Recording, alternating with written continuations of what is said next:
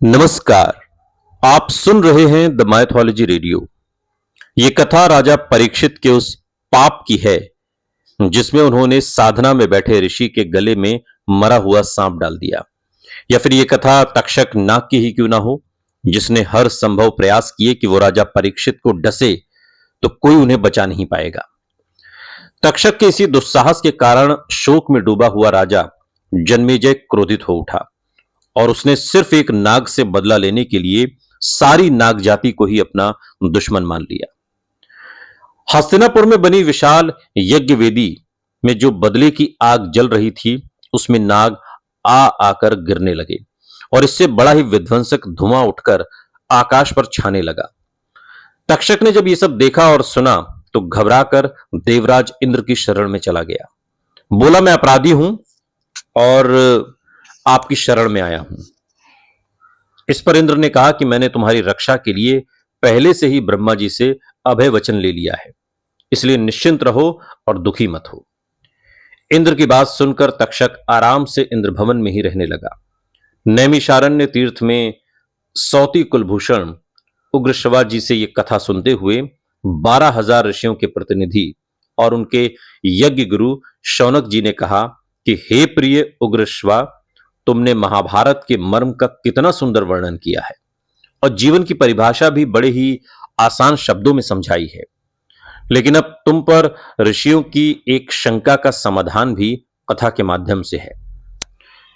तुमने कहा कि हस्तिनापुर में नाग यज्ञ में सर्प गिर गिर कर भस्म हो रहे हैं, लेकिन तक्षक नाग इंद्र की शरण में जाकर इंद्र भवन में रहने लगा।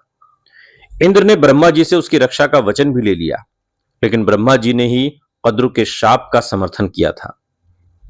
जब उसने अपने ही पुत्रों को जलाकर भस्म हो जाने का शाप दिया था, तब ब्रह्मा जी के वचन कभी झूठे चूकी होते नहीं हैं और तब आखिर ब्रह्मा जी ने तक्षक की रक्षा का वचन कैसे दे दिया।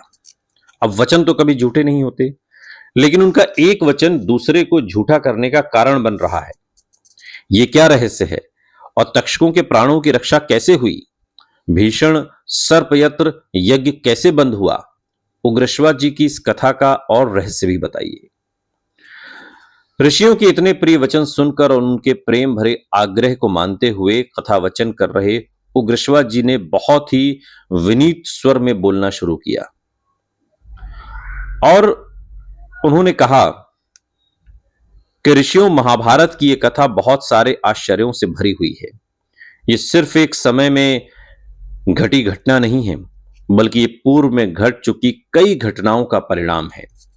बल्कि कई घटनाएं तो पूर्व काल में और पहले के बीते युग में भी सिर्फ इसलिए हुई कि द्वापर युग के अंतिम चरण में महाभारत की महाघटना घटने वाली है। और ऐसी ये घटना युगों पहले कैलाश पर घटी थी। महादेव के तेज का एक अंश गिरा और गिरते ही पाताल के नागलोक में पहुंच गया और वहां उस अंश से एक दिव्य कन्या का जन्म हुआ। नागलोक के अधिपति वासुकी भगवान नीलकंठ के गले में उनकी माला बनकर विराजमान है और खुद को महादेव का पुत्र मानते हैं। इसलिए उन्होंने उस कन्या को अपनी बहन मान लिया और महादेव की पुत्री के रूप में उसका पालन किया। वो कन्या महादेव की मानस पुत्री है, इसलिए मनसा कहलाई और नागराज वासुकी ने उसे जरत्रकारु नाम दिया। और उसी समय यह तय हो गया कि आगे चलकर यह कन्या महागाथा में बड़ी भूमिका निभाएगी। सुनते रहिए द माइथोलॉजी रेडियो, सुनता है सारा इंडिया।